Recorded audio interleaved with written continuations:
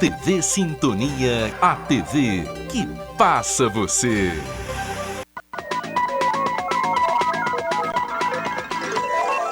Jornal Sintonia. Apoio Mosaic Fertilizantes, ajudando o mundo a produzir os alimentos que precisa. Clique Telecom, o seu parceiro em tecnologia. Bradesco, quem tem conta, conta com mais benefícios. Os veículos apreendidos na Operação Malebold, que culminou na prisão da ex-secretária de governo da cidade. Dentre os veículos estão 5 vans e um micro-ônibus. A entrevista coletiva do governo do estado e a atualização da pandemia nesta quarta-feira.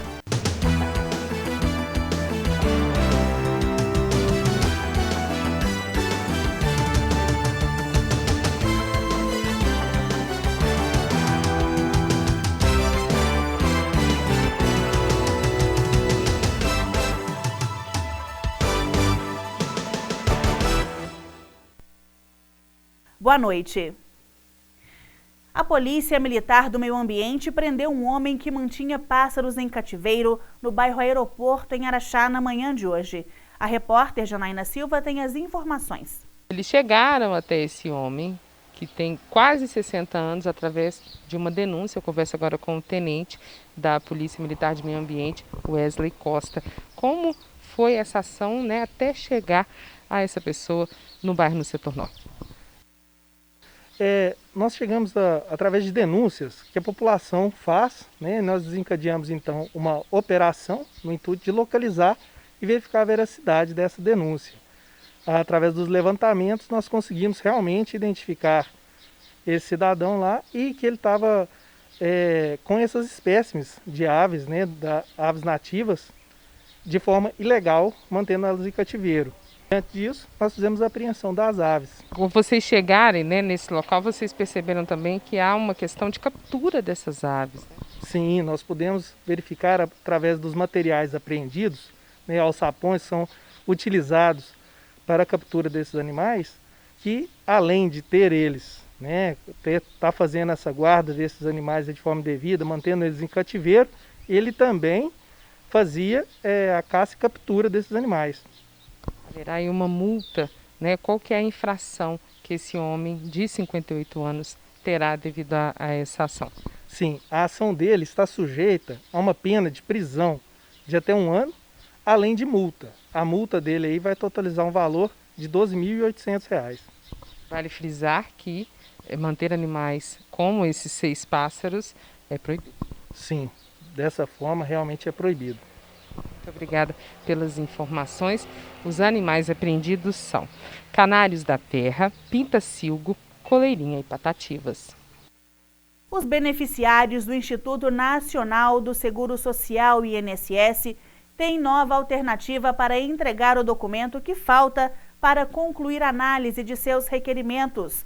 Com as agências fechadas desde março por causa da pandemia, o atendimento no Instituto está sendo realizado apenas remotamente.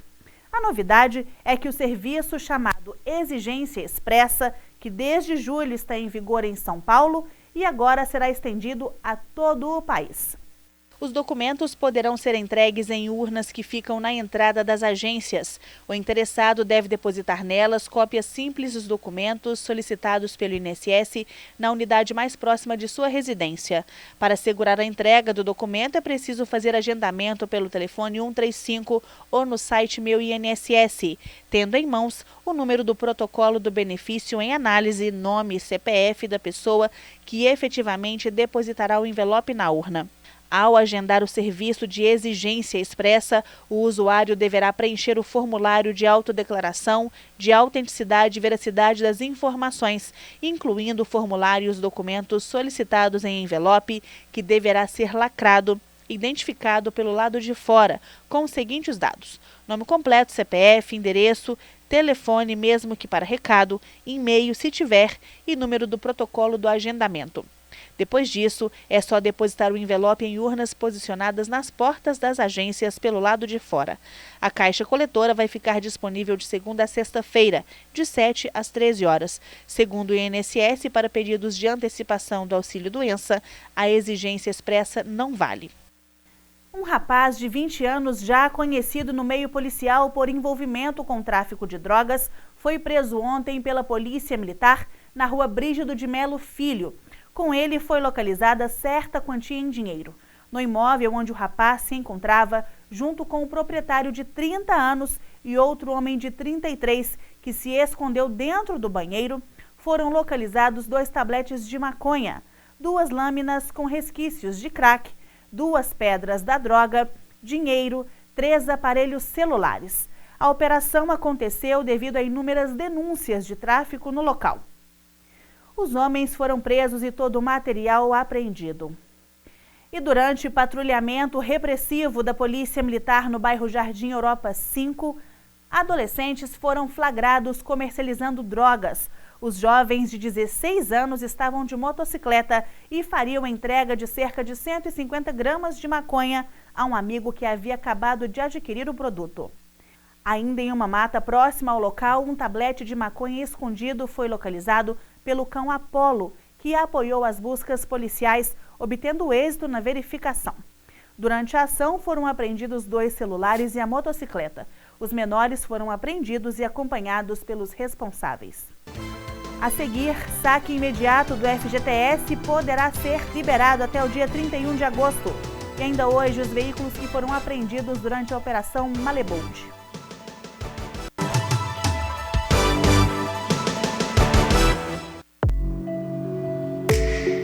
Em tempos tão desafiadores, é impressionante ver a capacidade que a gente tem de desaprender e reaprender.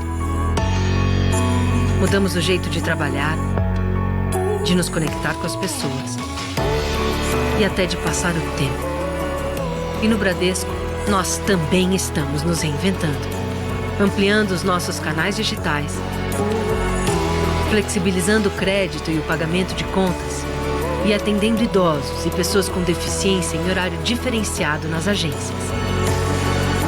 Todos os dias, buscando soluções para deixar sua vida, se não mais fácil, pelo menos um pouquinho mais leve.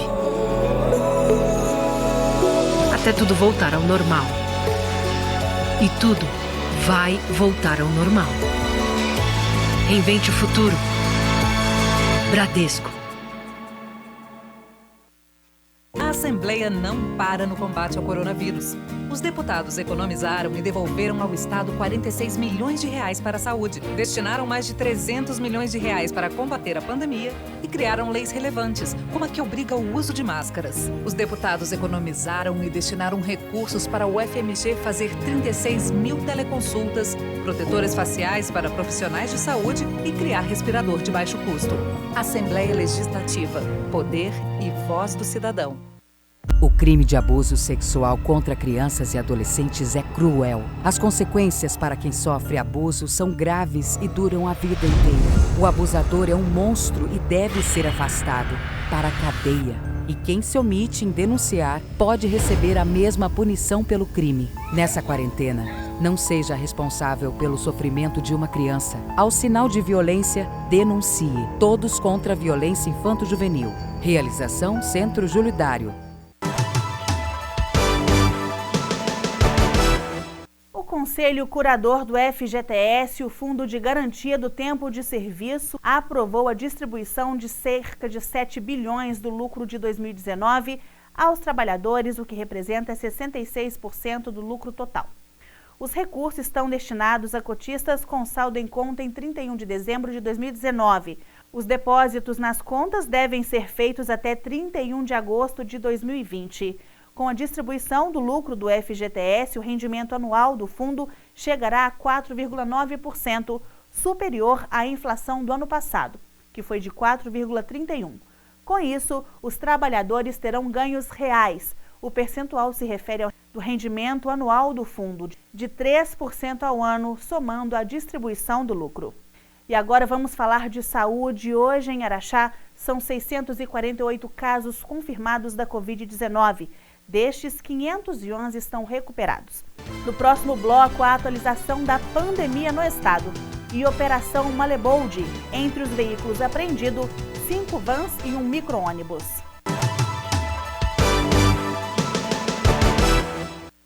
Nos dias de hoje, mais do que nunca, a gente está vendo que é muito importante se cuidar e que também é importante cuidar de quem está ao nosso lado. Por isso, dê uma força para o comércio do seu bairro. Compre do pequeno. Você fica por perto de casa e com a sua força, os pequenos negócios também ficam mais fortes, ajudando a manter os empregos e a economia local funcionando. E isso é melhor para todos. Sebrae, a força do empreendedor brasileiro.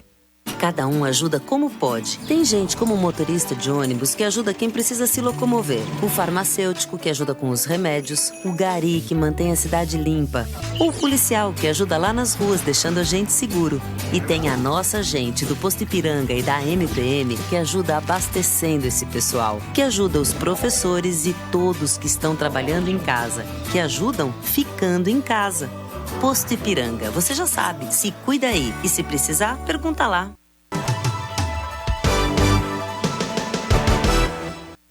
Eu volto esta edição com o secretário de Estado de Saúde, Carlos Eduardo, que falou hoje sobre a estabilidade no avanço da pandemia e possível queda no índice de contágio.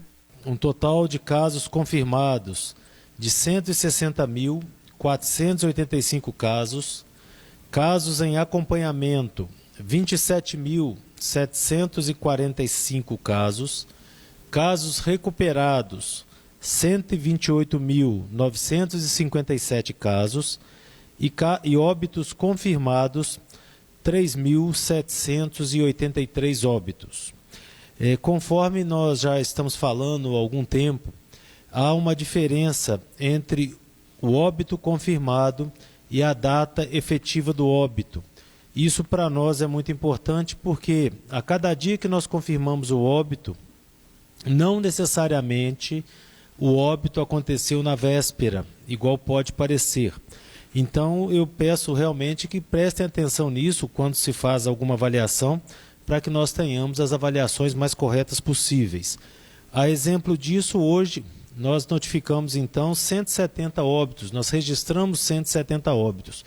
Por favor, passa a apresentação, só para que as pessoas possam ver. Em relação, então, a esses óbitos de hoje que estão sendo registrados, nós temos esse gráfico que mostra que o número de óbitos ele é esparçado ao longo dos dias anteriores, que nós chegamos a ter óbito que hoje foi confirmado e que foi alimentado do nosso sistema, que aconteceu no dia 20 de junho. Então isso tem sido uma rotina, ou seja, dependendo do dia, nós temos uma aglomeração, um número maior de óbitos confirmados, por causa que chegam mais óbitos notificados. E normalmente no final de semana nós temos a queda desses óbitos. Então é de se esperar que ao longo da semana nós tenhamos alguns picos de óbitos, né? E vale lembrar que nesse contexto então, nós vamos ter dias que às vezes nós temos mais notificação, que dias nós temos menos notificação, e com o objetivo de nós podermos ser o mais transparente possível, nós vamos passar a trazer tanto esse gráfico hoje, que nós temos o que representa a confirmação dos dias anteriores, como também o gráfico do acumulado de óbitos dia a dia, para que todos possam acompanhar e ter uma informação de qualidade. Secretário Carlos Eduardo, a jornalista Thaís Leocádio, TV Globo, pergunta: qual o ORT mais atualizado do Estado? Olá, Thaís, obrigado pela pergunta. Hoje nós estamos acompanhando, na verdade, as características da epidemia no Estado com vários indicadores, né? Nós acompanhamos desde a positividade dos exames RT-PCR que são realizados, a demanda por leitos, ocupação por leitos, solicitações de internações no SUS Fácil e também os óbitos e o RT-PCR. O RT-PCR que nós temos no estado de Minas, ontem era 0,93, anteontem 0,97 e no dia 9 de agosto 0,95. Isso para nós sugere que de uma forma geral o RT, quando ele está menor do que 1, ele começa a sinalizar que há uma tendência à queda. Mas é importante lembrar que Minas Gerais é um estado muito grande e que nós temos várias regiões. Então nós podemos ter regiões que nós estamos tendo queda um pouco maior, outra região com uma tendência à estabilidade. Mas o que nós vemos de uma forma global no estado é que nós estamos com a tendência à estabilidade, talvez com viés de queda. E agora vamos falar sobre a polêmica em torno da operação da Polícia Civil realizada ontem por desvio de recursos públicos, quando a ex-secretária de governo de Araxá foi presa juntamente com mais 2 funcionários da prefeitura e 2 sócios de uma empresa de transporte.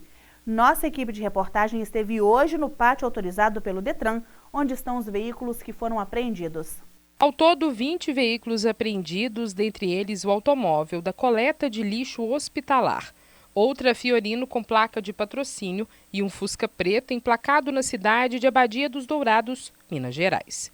Até o momento, uma diretriz relacionada ao primeiro desenho, vamos dizer o script, né, o rascunho do que se formou em relação à licitação de serviços de transporte na cidade de Araxá, especialmente na questão que envolve aluguel de vans, micro-ônibus.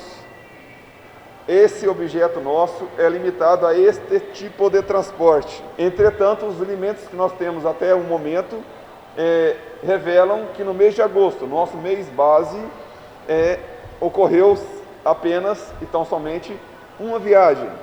Isso é o que nós temos a partir da documentação. No mais, trabalhamos sim com a hipótese de que pode ter ocorrido simulação de documentos para fins de liberação de recursos. Uma empresa, atuante no segmento, de transportes, naturalmente, ela, em um período de um mês, ela percorreu quase 29 mil quilômetros. Foram bloqueados valores e bens depositados em instituições financeiras que totalizam um valor aproximado de 3 milhões de reais. Na lista dos automóveis apreendidos tem uma van com tarja de escolar. A operação investiga desvio de recursos públicos estimados em 5 milhões de reais em contratos de uma empresa de transporte com a Prefeitura Municipal de Araxá. As viagens eram atestadas, os pagamentos processados, mas a polícia não encontrou indícios de que essas viagens ocorreram. Ainda foram apreendidos documentos, computadores, HDs e outros equipamentos eletrônicos para continuidade das investigações. Parte deles apresentado na coletiva entre o delegado responsável pela Operação Malebold, Renato Alcino, com a imprensa. Todos os demais carros apreendidos, como K, C3, Hilux e Pajero, tem placa da cidade de Araxá. Nós temos mais de 20 mil páginas de documentos relacionados a essa investigação. E a investigação em si já conta com mais de 2 mil páginas do inquérito policial. Então, nós tínhamos os documentos. Entretanto, precisávamos ter acesso a locais de trabalho dos investigados, de modo a fazer as buscas necessárias e encontrar outros elementos de prova necessários e imprescindíveis à nossa compreensão da forma de agir do grupo criminoso. Então, o volume percorrido é muito superior em relação à estrutura da empresa.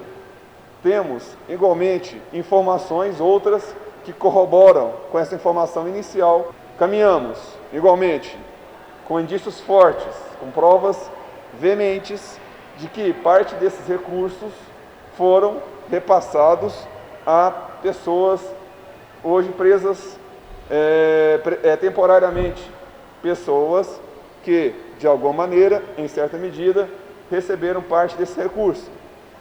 Verificamos isso no mês base, agosto de 2015, e fizemos, sim, uma breve análise, junto com o Ministério Público, com o atuante aqui, junto com o Ministério Público de Contas, de todo o cenário relacionado às licitações e contratos das empresas. A empresa investigada, no período de 5 anos aproximadamente, recebeu mais de 5 milhões da Prefeitura Municipal. As partes serão ouvidas amanhã na Delegacia de Polícia Civil de Araxá. E o Jornal Sintonia fica por aqui. Outras notícias você pode ver a qualquer momento através do nosso portal diariosintonia.com.br. Uma ótima noite para você, fique agora com Café Sintonia e até amanhã.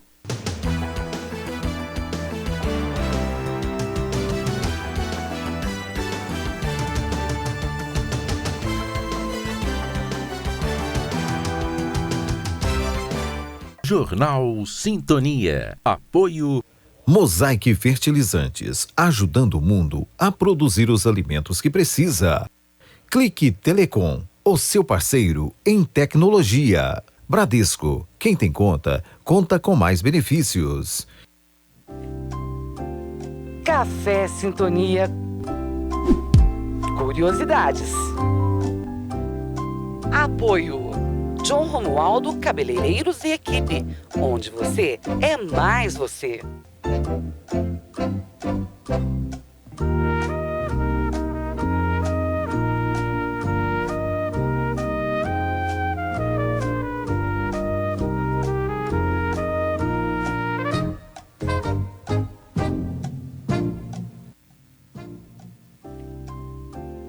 Em que ano Araxá se tornou vila? A. 1898, B.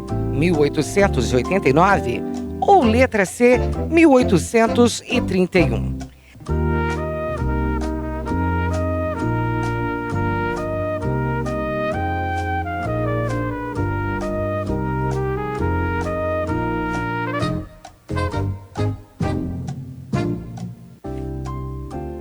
A resposta certa é a opção C, 1831.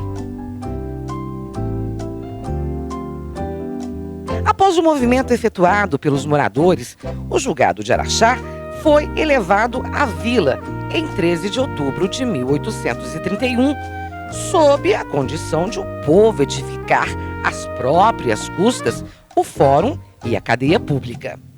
Foram realizadas eleições para a formação da primeira Câmara Municipal. E os seus membros e agentes do Executivo iniciaram suas atividades após o ato de posse, que ocorreu em 7 de janeiro de 1833.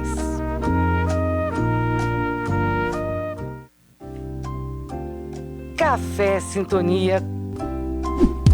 Curiosidades. Apoio John Romualdo Cabeleireiros e Equipe, onde você é mais você.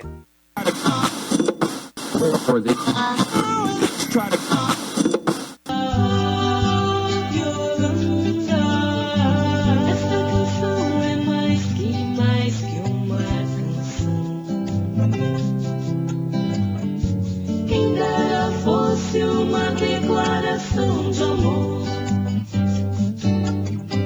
romântica, sem procurar a justa forma,